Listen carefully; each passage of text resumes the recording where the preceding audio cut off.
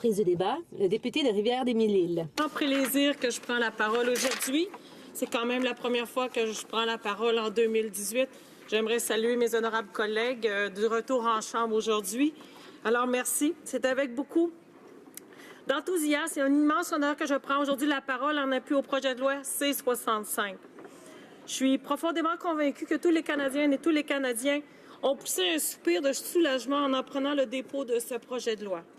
C'est clair, le harcèlement et la violence sexuelle en milieu de travail doivent prendre fin maintenant.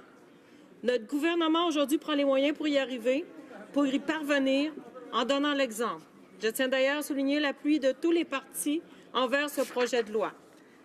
La partisanerie n'a en effet pas sa place quand vient le temps d'examiner les droits fondamentaux des citoyens. Nous vivons en ce moment un grand moment de notre histoire parlementaire, à mon humble avis, Monsieur le Président. En effet, ce projet de loi régira non seulement ces questions pour les travailleuses et les travailleurs qui relèvent de juridiction fédérale, il servira surtout à envoyer un message clair partout au pays. Il n'y a pas de place au Canada pour de tels comportements. Point final.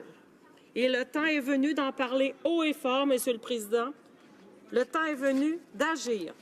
À cet égard, le projet de loi C-65 est clairement un grand pas dans la bonne direction.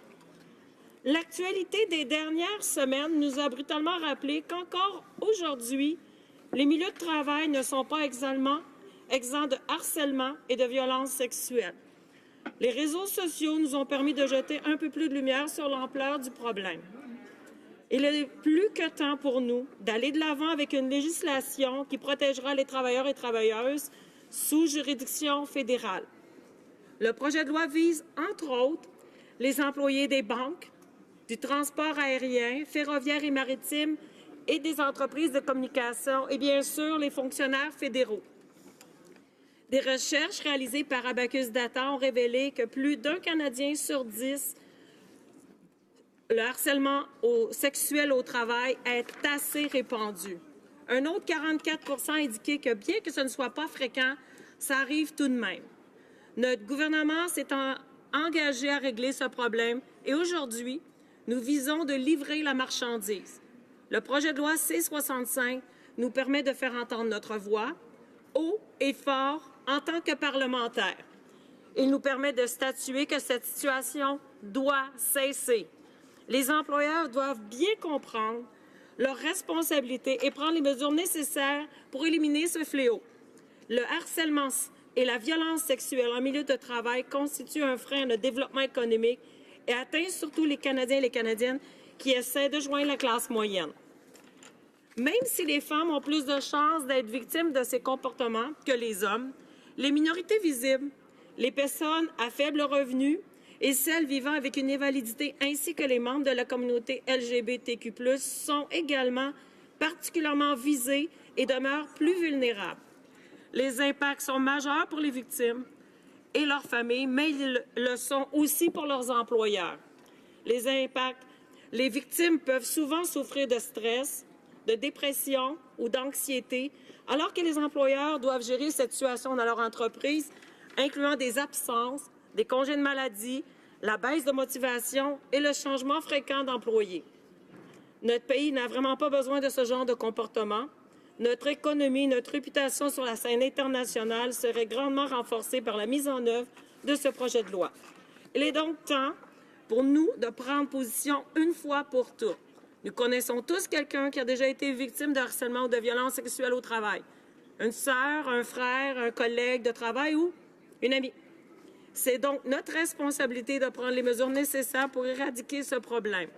Le projet de loi C-65 constitue certainement une pièce maîtresse de ce projet. Il permettra en effet un changement radical dans notre façon de percevoir les relations entre employeurs et employés.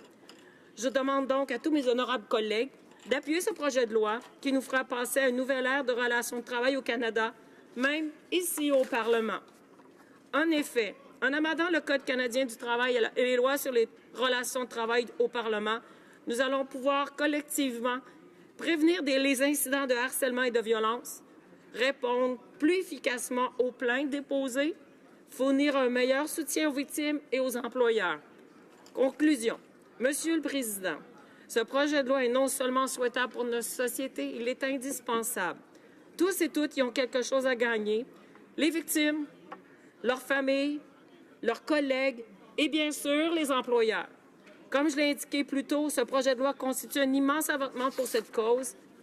Et peut-être verrons-nous bientôt un Canada vraiment équitable pour tous les travailleurs et toutes les travailleuses.